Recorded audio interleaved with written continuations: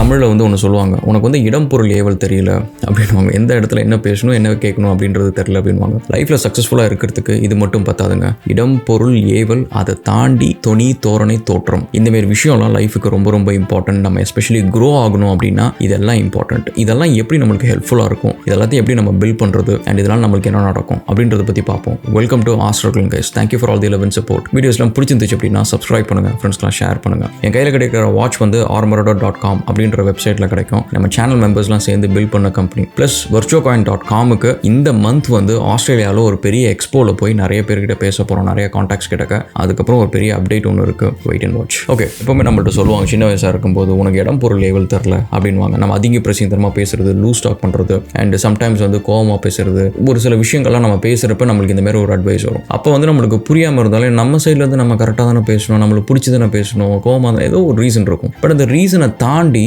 இவங்க சொல்கிற இந்த 3 விஷயமும் ஏன் நம்மளுக்கு அந்த இடத்துல அது இம்பார்ட்டன்ட் அப்படின்னு சொல்லிட்டு நம்மளுக்கு தோண வைக்கும். ஸோ இதை தாண்டி கைஸ் நம்மளுக்கு வந்து லைஃப்பை பொறுத்த வரைக்கும் இது மட்டும் கிடையாது. நம்ம க்ரோ ஆகணும் அப்படின்னா வெறும் இடம் பொருள் ஏவல் மட்டும் பத்தாது, இது கூட தொனி தோரணை தோற்றம், இது ரொம்ப இம்பார்ட்டன்ட். இதெல்லாம் என்னென்ன அப்படின்னு பார்ப்போம். அதாவது ஒரு ஏழைக்கும் ஒரு பணக்காரனுக்கும் இருக்கிற ஒரு வித்தியாசம் என்னன்னு பார்த்தீங்கன்னு வச்சுக்கோங்களேன். 2 பேரும் மனுஷங்க தான், 2 பேருக்கும் கை கால் இருக்குது, மூளை இருக்குது, 2 பேருமே புத்திசாலித்தனமாக யோசிச்சாலும் கூட ஒருத்தன் ஏழையாக இருக்கான், ஒருத்தன் பணக்காரனாக இருக்கான். அவங்க 2 பேருக்கு என்ன டிஃப்ரென்ஸ் இருக்கும் அப்படின்னு பார்த்தீங்கன்னா ஆப்பர்ச்சுனிட்டி. ஒருத்தனுக்கு ஆப்பர்ச்சுனிட்டி, அவன் க்ரோ ஆகிறதுக்கான ஆப்பர்ச்சுனிட்டி அவனுக்கு கிடைக்குது, இன்னொருத்தனுக்கு அந்த ஆப்பர்ச்சுனிட்டி கிடைக்கல. ஸோ இப்போ இது வந்து உலகத்தோட ஃபால்ட்டா அப்படின்னு கேட்டிங்கன்னா சில நேரம் ஒரு சின்ன பர்சன்டேஜ் வந்து நம்ம உலகத்தோட ஃபால்ட்டுனே வச்சுப்போம். பட் அதை வந்து நம்மளை என்றைக்குமே உலகம் என்னதான் நினைச்சாலும் சரி, ஒருத்தன் வளரணும்னு நினைக்கிறவனை வந்து அதுக்கான முயற்சி பண்ணுறவன் வந்து உலகம் வந்து வளரோடாமல் தடுக்கிறது ரொம்ப ரொம்ப கஷ்டம். ஸோ அதனால் இப்போ அவன் வளரணும், ஒருத்தனுக்கு ஆப்பர்ச்சுனிட்டி கிடைக்குது. அப்போ அந்த இடத்துல என்னென்ன விஷயம் அப்படின்னு பார்த்தீங்கன்னா ஃபர்ஸ்ட் ஸ்டார்டிங்கில் கைஸ் தோற்றம். அதாவது நீங்கள் வந்து ஒரு இடத்துக்கு நீங்கள் போகிறீங்க அப்படின்னா அந்த இடத்துல எனக்கு என்ன ஆப்பர்ச்சுனிட்டி கிடைக்கும், அந்த இடத்துல எனக்கு என்ன லாபம், எனக்கு என்ன நான் க்ரோ ஆகிறதுக்கான விஷயம் நடக்கும்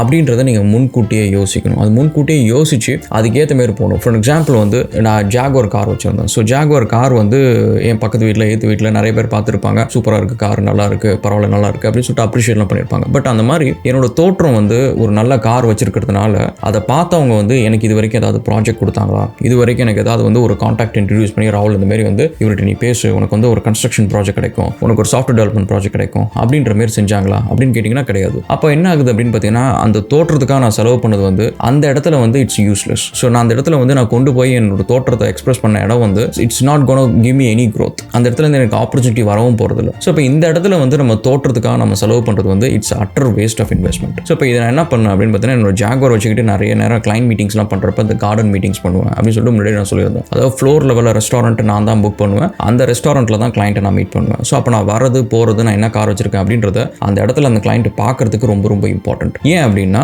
ஒரு பிஸ்னஸ் பண்ணுறவங்களுக்கு வந்து ஒரு தொழில் பண்ணுறாங்க, அவங்க லைஃப்பில் பணம் சம்பாதிக்கிறது அவங்களுக்கு ரொம்ப இம்பார்ட்டன்ட். அண்ட் தொழிலில் எவ்வளோ பணம் சம்பாதிக்கலாம் அப்படின்றது அவங்களுக்கு தெரியும், அதோட பொட்டன்ஷியல் தெரியும். ஒரு சாதாரண மனுஷன் வந்து இலான் மஸ்க் ஆகிறது வந்து தொழில் செஞ்சு தான் ஆக முடியும், வேற நீங்கள் வேலை செஞ்செல்லாம் ஆகவே முடியாது. நீங்கள் சயின்டிஸ்டாக இருந்தோ டீச்சராக இருந்தோ எதாக இருந்தாலும் ஆக முடியாது, தொழில் செஞ்சால் மட்டும்தான் ஆக முடியும். ஸோ அப்படி தெரிஞ்ச ஒருத்தனுக்கு வந்து ஒருத்தன் தொழில் செஞ்சு அவன் வந்து இவ்வளோ காசு கொடுத்து ஜாகுவார் கார் வாங்கியிருக்கான், ஒரு நல்ல வாட்ச் வாங்கியிருக்கான், நல்ல ட்ரெஸ்ஸு போட்டிருக்கான் அப்படின்னா இட் ஷோஸ் ப்ராஸ்பரிட்டி. அவனோட வளர்ச்சி அந்த இடத்துல வந்து நம்ம எக்ஸ்பிரஸ் பண்ணுறோம், நம்ம வாயில் சொல்ல தேவையில்லை. நான் பாரு எவ்வளோ பணம் பண்ணியிருக்கேன் பாரு, என்னோட ரெவன்யூ என்ன தெரியுமா, அது தெரியுமா, இது தெரியுமா, அதெல்லாம் சொல்ல தேவையில்லை. சிம்பிளி பை ஷோயிங் லைக் உங்களோட வெல்த்தோட ஒரு ரெப்ரஸன்டேட்டிவாக அதை நீங்கள் எடுத்துகிட்டு போகலாம். அது வந்து இட் ஷோஸ் யூர் ப்ராஸ்பரிட்டி. நீங்கள் என்ன அச்சீவ் பண்ணியிருக்கீங்க, நீங்கள் என்ன லைஃப்பில் சாதிச்சிருப்பீங்க அப்படின்றது வந்து அது ஒரு சின்ன ஒரு எக்ஸாம்பிளாக ஒரு இமேஜ் மாதிரி இருக்கும். ஸோ இப்போ இதனால என்னன்னா தே ஃபீல் கம்ஃபர்டபுள். ஓகே, இவனுக்கு இதேமாரி நம்ம இப்போ வந்து ஒரு $1 million ப்ராஜெக்ட் கொடுக்க போகிறோம், பட் பரவாயில்ல இவன் வந்து இதுமாரி ப்ராஜெக்ட்ஸ்லாம் ஹேண்டில் பண்ணியிருக்கான், அதனால தான் இவ்வளோ வாங்கியிருக்கான், ஸோ அதனால் இவ்வளோ அச்சீவ் பண்ணியிருக்கான் அப்படின்னு சொல்லிட்டு நம்மளை பற்றி ஒரு மென்டல் இமேஜ் கிரியேட் பண்ணுவாங்க. ஸோ இப்போ அந்த தோற்றம் அப்படின்றது வந்து நம்ம எந்த இடத்துல செலவு பண்ணுறோம், அதனால் நம்மளுக்கு என்ன கிடைக்க போகுது அப்படின்றத நம்ம எப்பவுமே கொஞ்சம் யோசிக்கணும். தேவையில்லாமல் நம்ம ரிலேட்டிவ்ஸ் முன்னாடி பண்ணுறதுனால அது ஒரு ஜெலசி தான் கிரியேட் ஆகும், மற்றபடி அதனால் எந்த ஒரு பெரிய பிரோஜனமும் இல்லை. ஸோ அதனால் அதை நம்ம செலவு பண்ண தேவையில்லை. நெக்ஸ்ட் வந்து துணி. நம்ம நிறைய நேரம் வந்து நிறைய பேர் பண்ணுற மிஸ்டேக் என்னன்னா எல்லாமே நம்ம ப்ராக்டிஸ் பண்ண முடியும், எல்லாமே நம்ம ஆக்சுவலி சேஞ்ச் பண்ண முடியும். நம்மளோட போஸ்டர், நம்மளோட கெஸ்டர், நம்ம எப்படி பேசுகிறோம், நம்ம கைகள் வந்து எப்படி யூஸ் பண்ணுறோம், நம்ம ஃபிங்கர்ஸ் எப்படி யூஸ் பண்ணுறோம், அவங்க முன்னாடி எக்ஸ்பிரஸ் பண்ணுறதுக்கு ஒரு விஷயத்த. துணி, நம்ம பேசுகிற துணி வந்து சாஃப்டாக இருக்கா, ஹார்டாக இருக்கா, கோவமாக இருக்கா, என்ன தோணுது அவங்களுக்கு நம்மளை பேசுகிறப்ப. ஏன்னா நம்மளை பற்றி வந்து ஒரு கான்ஸ்டண்ட்டாக ஒரு மென்டல் பிக்சர் ஒன்று கிரியேட் பண்ணுவாங்க. நம்ம உருவம் வந்து இதுதான், பட் உருவத்துக்கு பின்னாடி வந்து இவன் எப்படிப்பட்டவன், இவன் வந்து ஒரு வேலையை கொடுத்தா பொறுமையாக செய்வான், இல்லை ஒரு 5 நிமிஷத்துக்கு மேலே உனக்கு பொறுமையாக இருக்காது அப்படின்னு சொல்லிட்டு நம்ம பேச நம்ம வந்து யூஸ் பண்ணுற கெஸ்டர்ஸ், நம்ம யூஸ் பண்ணுற வொக்காபுலரி, இந்த மாதிரி எல்லா விஷயத்துலையும் வந்து நம்மளை பற்றியான ஒரு மென்டல் ப்ரொஃபைல் வந்து அவங்க கிரியேட் பண்ணிக்கிட்டே இருப்பாங்க. ஸோ அந்த இடத்துல வந்து நம்ம வந்து அவங்களுக்கு என்ன மாதிரி மென்டல் ப்ரொஃபைல் கொடுக்கணும் அப்படின்னா இவனை நம்பி ஒரு வேலை கொடுத்தா அவன் நல்லா செய்வான், இவனுக்கு நிறைய கான்டாக்ட்ஸ் இருக்குது, இவனை வச்சு நம்ம லைஃப்பில் க்ரோ ஆகலாம், இவன்ட்ட எந்த வேலை கொடுத்தாலும் செய்ய முடியும், திறமை இருக்குது, உழைப்பு இருக்குது, இந்தமாரி விஷயம் மட்டும்தான் அவங்க மைண்டில் ரெஜிஸ்டர் ஆகணும். இவன் வந்து முன்கோவக்காரன், இவனுக்கு வந்து பொறுமை கிடையாது,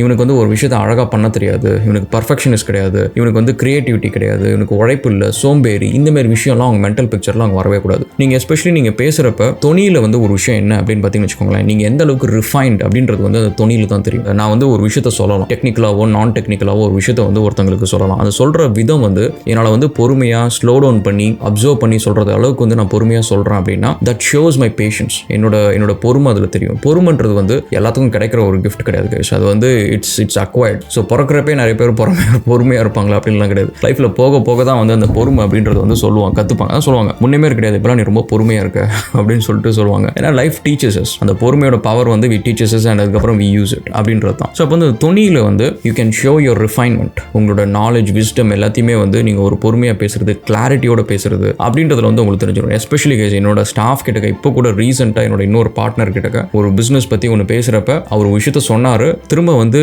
என்ன சொல்கிறீங்க அப்படின்னு திரும்ப அவர் சொல்கிறாரு, திரும்ப வந்து எனக்கு புரியல, திரும்ப எக்ஸ்பிளைன் பண்ணுங்க அப்படின்ட்டு திரும்ப சொன்னோடனே நான் திரும்ப கால் பண்ணி சொன்னேன், இந்த மாதிரி நான் வந்து ஃபஸ்ட்டு டைம் சொல்கிறப்பே வந்து நான் ஒரு கொஷின் திரும்ப எனக்கு புரியலன்னு சொன்னாலே அந்த இடத்துல you have to take double caution. ஏன்னா இப்போ நான் கொடுத்ததை நான் பார்ட்னர் நான் திரும்ப உங்களுக்கு சான்ஸ் கொடுக்குறேன். இதுவே ஒரு பில் கேட்ஸ் மாதிரி எலான் மஸ்க் மாதிரி இருக்கிறவர்கிட்ட வந்து நீங்கள் 2 தடவை சொல்லி அவருக்கு புரியலன்னா 3வது தடவை உங்கள்கிட்ட கேட்பாரா? ஸோ அப்போ வந்து you not fit to be in that level. So அப்படின்னு தானே அவர் நினைப்பார். ஸோ அதனால் you have to focus on that. கம்யூனிகேஷனை பொறுத்த வரைக்கும் நம்ம ஒரு தடவை சொன்னாலே அவங்களுக்கு புரியணும். அப்போ அந்த ஒரு தடவை சொல்கிறத என்ன சொல்லணும், ஒரு இம்பார்ட்டன்ட் அக்கேஷன் அப்படின்னா அதை முன்னாடியே கொஞ்சம் ரிஹர்ஸ் பண்ணிக்கணும். ஸோ அப்படின்ற ஒரு விஷயம் தான் அது. ஸோ அதுமாரி தோற்றம் எப்படி இம்பார்ட்டண்ட்டோ அதேமாரி தொனி அப்படின்றது ரொம்ப இம்பார்ட்டன்ட். அண்ட் ஆல்சோ நம்ம அதில் என்ன ஒரு விஷயத்தை சொல்ல போகிறோன்றதை ப்ரிசைஸாக சொல்லவும் கற்றுக்கணும். அதில் தேவையில்லாத ஸ்டோரி எல்லாம் வரக்கூடாது. இப்போ கூட நிறைய பேர் வந்து ராகுல் என்ற ஒரு ஐடியா இருக்குது, நான் பிச் பண்ணணும், எனக்கு நீங்கள் அதை பற்றி ஒப்பீனியன் சொல்லுங்கள் அப்படின்னு சொல்கிறப்ப அவங்க நிறைய நேரம் எடுத்துக்கிறது வந்து இட் டிஃபீட்ஸ் த பர்பஸ். அந்த ஹோல் கான்செப்ட் வந்து உங்களுக்கு லைஃப்பில் முன்னேறணும். உங்கள்கிட்ட ஒரு நல்ல ஐடியா இருக்குது, அந்த ஐடியா யாராவது ஒருத்தங்க வந்து எனக்கு பணத்தை கொடுத்தாங்கன்னா அது பெருசாக டெவலப் பண்ணுவேன், இவ்வளோ தான் இதோட கோல், நீங்கள் அச்சீவ் பண்ண போகிற கோல் இதுதான். ஸோ இந்த கோலுக்கு நடுவில்